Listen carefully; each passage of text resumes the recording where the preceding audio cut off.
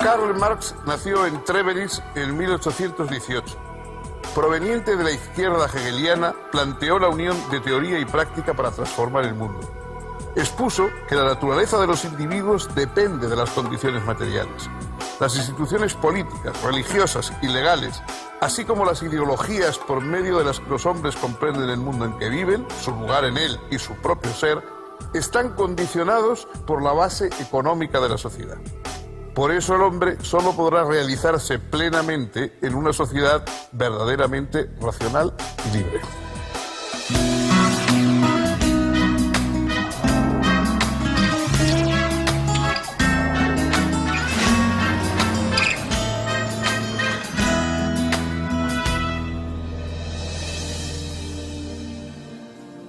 ¿Qué tal, amigos, amigas? ¿Cómo les va?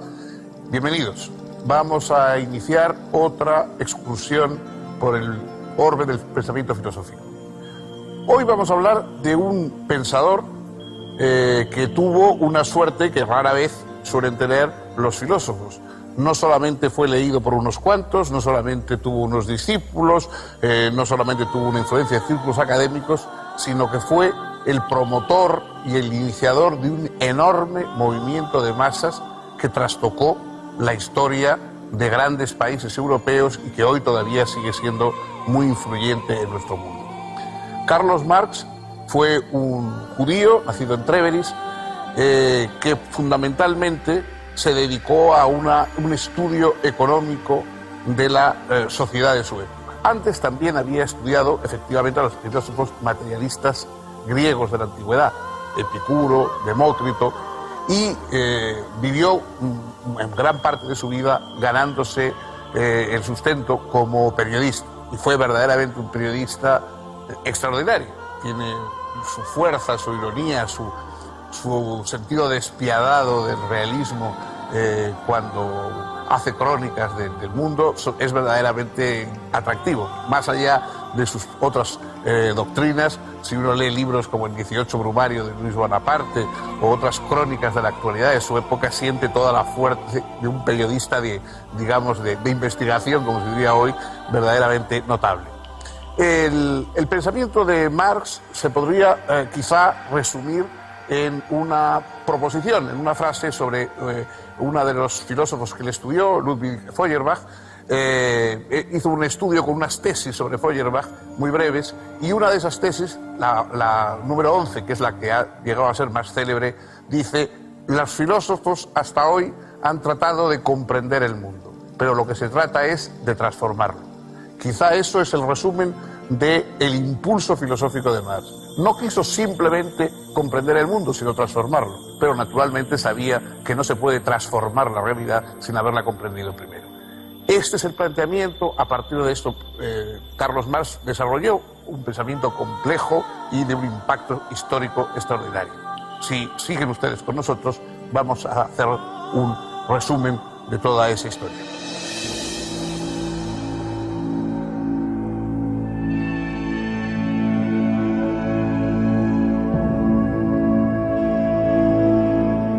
El padre de Karl Marx era un próspero abogado judío de ideas liberales. Cuando Prusia se anexó la zona de Renania, puso en vigencia la reglamentación que prohibía a los judíos, entre otras cosas, trabajar en la administración de justicia. Por lo tanto, para poder continuar ejerciendo como hombre de leyes, en 1824 se convirtió al evangelismo e hizo bautizar a su esposa e hijos. Hasta 1835, el joven Karl cursó sus estudios en el Liceo Friedrich Wilhelm en Treveris y luego estudió Derecho en las universidades de Bonn y Berlín. Como era un muchacho muy inquieto y brillante, estudió también filosofía, historia del arte y literatura. En 1841 obtuvo el título de doctor en filosofía en la Universidad de Jena, con una tesis sobre filosofía griega antigua, diferencia de la filosofía de la naturaleza en Demócrito y Epicuro. Sin embargo, decidió no seguir la carrera académica y docente, sino dedicarse al periodismo. Publicó así, en 1842, algunos artículos en diversos medios de la izquierda hegeliana, y pronto llegó a dirigir, en Colonia, un periódico liberal financiado por industriales renanos. Conoció por esa época a quien sería de ahí en más su mejor amigo y su más incondicional colaborador, Friedrich Engels. Al año siguiente, contrajo matrimonio con una amiga de la infancia, Jenny von Westphalen. En esos años, además, redactó varios ensayos entre los que cabe señalar el titulado Sobre la cuestión judía y concluyó su trabajo Crítica de la filosofía del Estado de Hegel. Para Marx, el Estado no era, como parecía ser para Hegel, la realización racional de la libertad, sino la institucionalización de la explotación de toda una clase, la de los trabajadores asalariados, que quedaba marginada de la plena humanización. La contradicción entre capitalistas y proletarios exigía su superación dialéctica. Hegel no veía esto, según Marx, y así su filosofía terminaba legitimando el statu quo. Sin embargo, no se trataba de rechazar a Hegel, sino de hacerle asentar firmemente sus pies en la materialidad de lo real, utilizando precisamente el principal descubrimiento hegeliano, la dialéctica. Solo que en virtud de este giro, no se estaba ya ante una dialéctica idealista, sino ante una dialéctica materialista.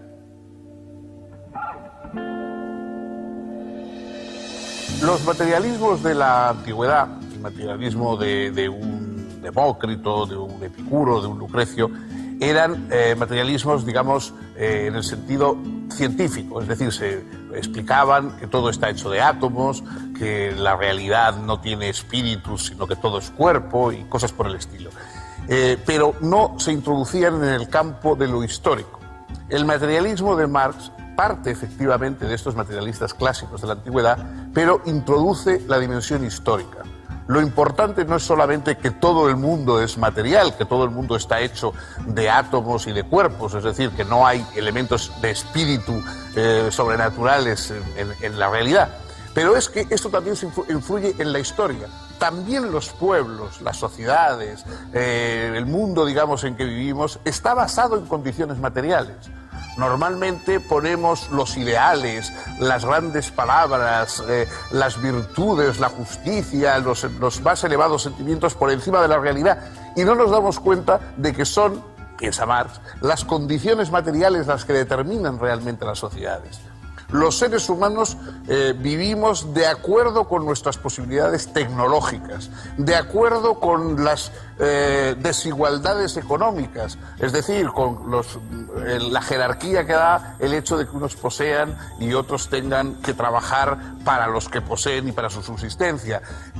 Esas condiciones materiales, esas condiciones que surgen de lo que comemos, lo que producimos, de la tecnología que tenemos para fabricar y para poder viajar y para poder conocer, todas esas condiciones materiales son las que determinan lo demás. Nuestras ideologías, las explicaciones racionales que damos del mundo, eso todo es posterior a las condiciones materiales. Nosotros creemos que lo importante es las ideologías espirituales que explican lo real, en realidad es esa base, esa infraestructura material la que explica, la que da cuenta y se expresa a través de las ideologías políticas, religiosas, etc.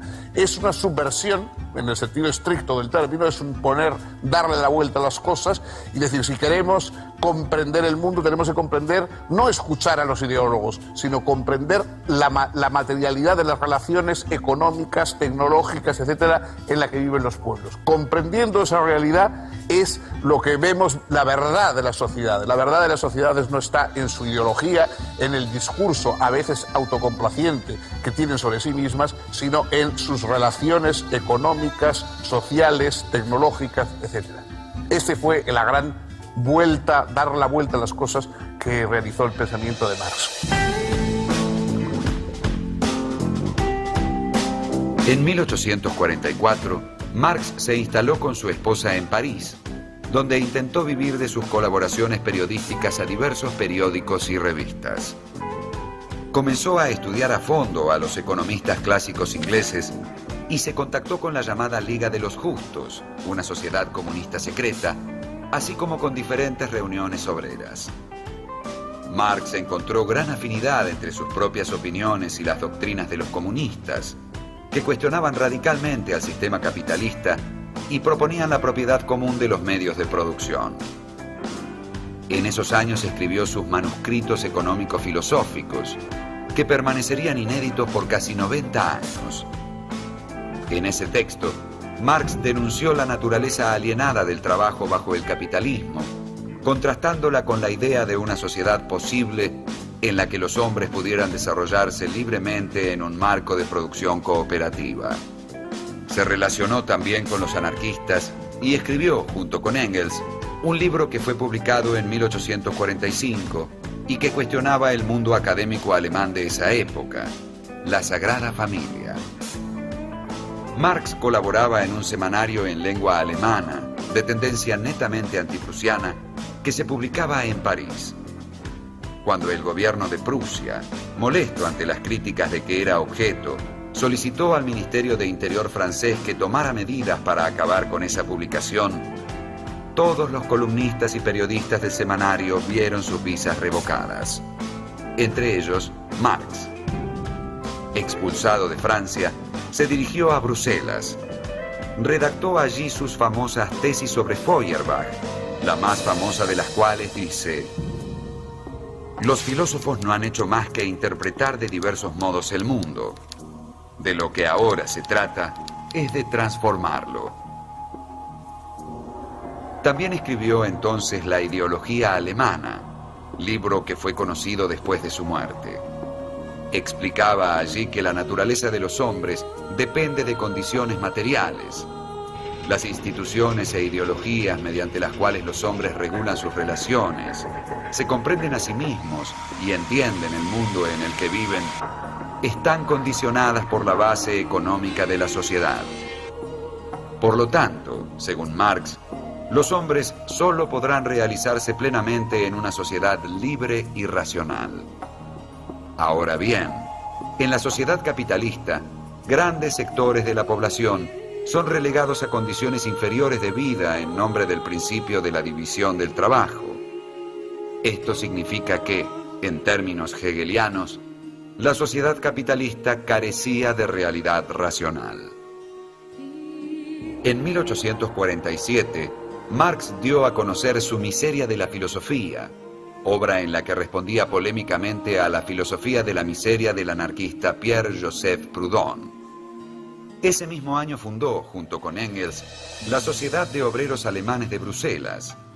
Fue elegido vicepresidente de la llamada Acción Democrática y poco después participó en el segundo Congreso de la Liga de Comunistas, realizado en Londres. Se le encargó entonces redactar, junto con Engels, un manifiesto. Ese texto, el Manifiesto Comunista, fue publicado en febrero de 1848. Allí, Marx y Engels plantearon que la historia de las sociedades es siempre historia de las luchas de clases. Este principio fue la base de lo que luego se llamaría el materialismo histórico.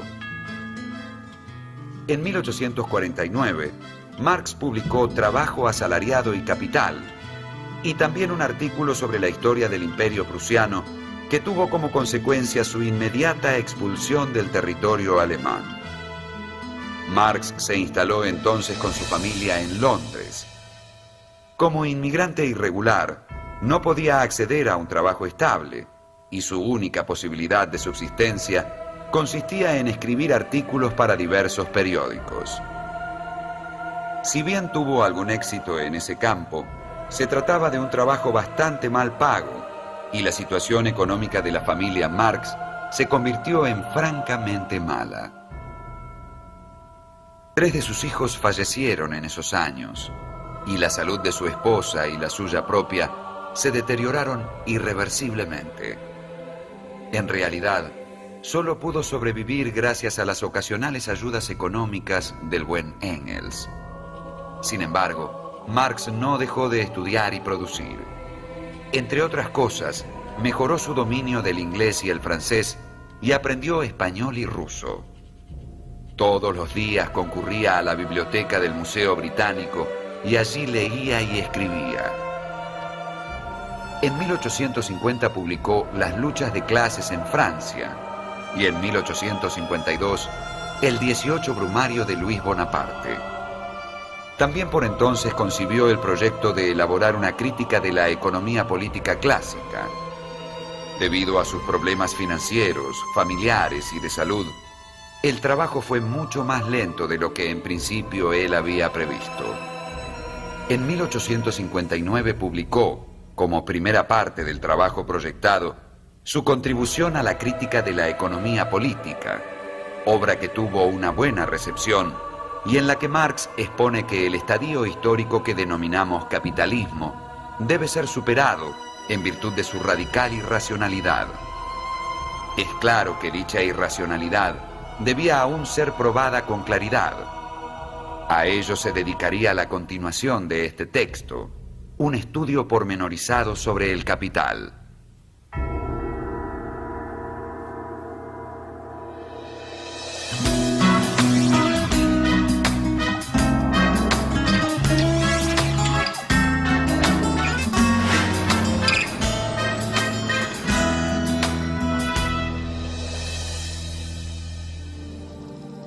La fuerza de la obra de Marx se centra en un tema económico esencial. Es decir, Marx piensa que los seres humanos que estamos obligados a trabajar para reproducir nuestras sociedades, para obtener los alimentos, el cobijo, la protección que necesitamos y, en fin, para desarrollar nuestra vida en común, los seres humanos, estamos alienados en el sentido de que la mayoría de nosotros no somos verdaderamente dueños de lo que hacemos y de nuestro trabajo. ¿Por qué?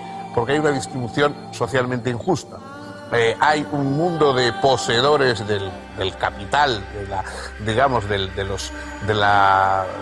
la masa fundamental económica de una sociedad determinada, que facilitan y aportan el dinero para la producción, para la maquinaria, etcétera, en la que van a trabajar el resto de los miembros de la sociedad, y obtienen ese producto, pero además obtienen una parte excedente de lo que produce esos trabajadores, que en vez de ir a los propios trabajadores que lo han producido, va a los dueños de los medios de producción, de ese capital, de esa acumulación económica, que es la sustancia, la base de una economía burguesa desarrollada, etc.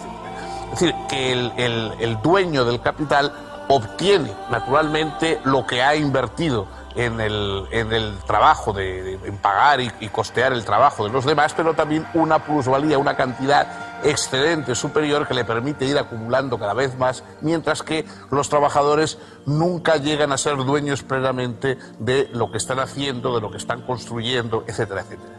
Bueno, esto es una teoría infinitamente mucho más compleja, mucho más rica, que escribió en su gran obra El Capital, y que ha dado lugar a un movimiento histórico. Es decir, el comunismo fue un grupo de personas que poco a poco se fue extendiendo a lo largo de Europa y que causó la revolución en Rusia, etcétera, de gente que piensa que ese capital no debería estar en manos privadas, sino que debería de alguna forma ser dueño todos los trabajadores también de ese excedente que están produciendo, y que eso se debería repartir igualitariamente en la sociedad. El Manifiesto Comunista es uno de los textos más célebres y más, extraordinarios como elemento subversivo, como evangelio, de una nueva clase, que se han escrito nunca. Y Marx no se limitó simplemente a ser un teórico, sino que a la vez impulsó todo este movimiento de renovación y de transformación, de acuerdo con su idea que no se trata solo de comprender el mundo, sino que hay que cambiarlo.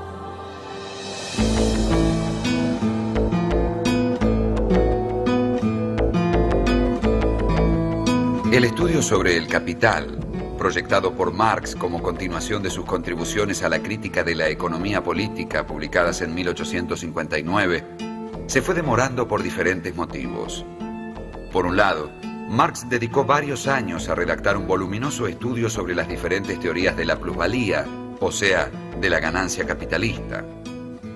Por otro lado, En 1864 fue elegido para integrar el Consejo General de la Asociación Internacional de los Trabajadores, o como luego se la llamó, la Primera Internacional.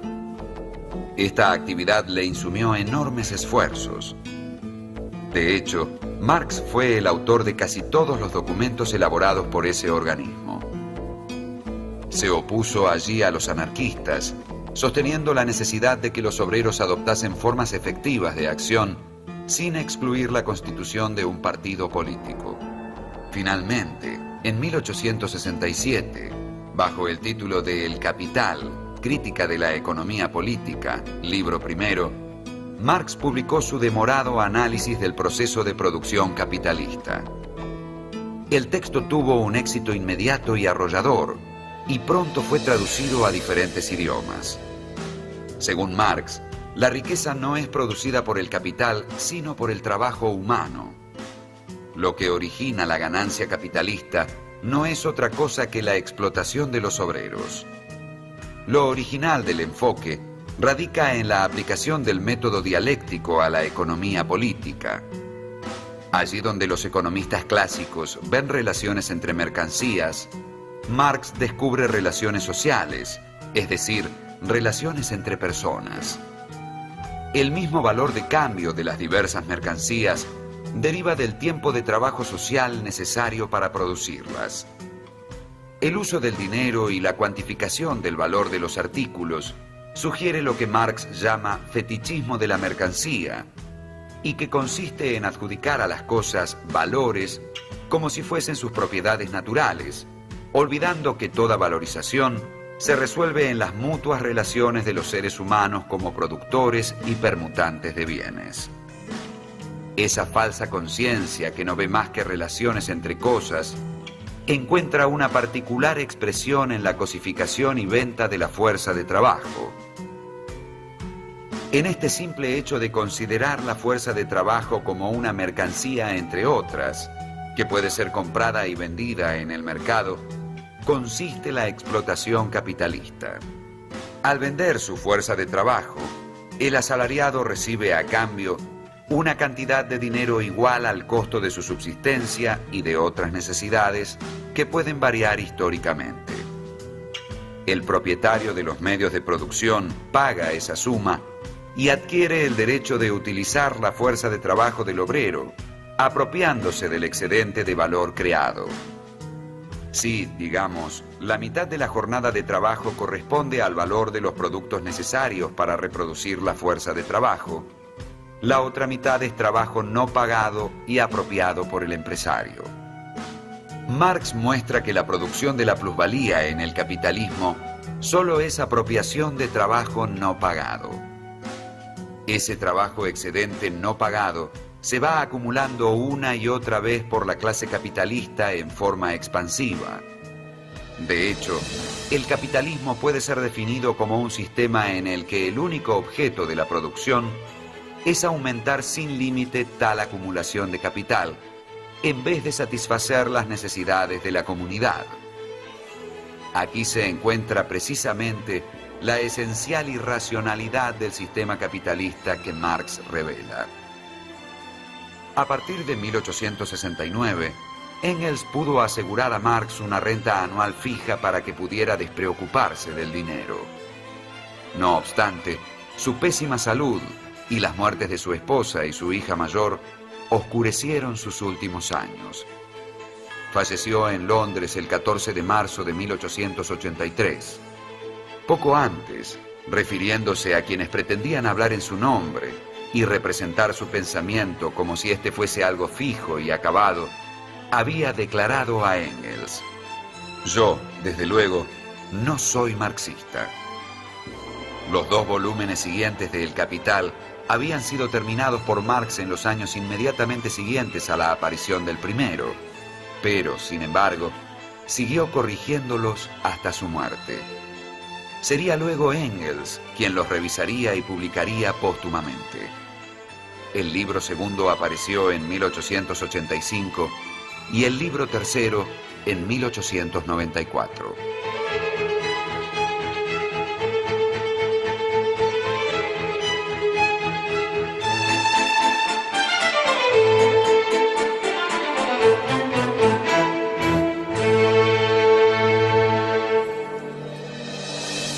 Evidentemente no es un secreto el impacto que ha tenido la obra de Marx en la historia.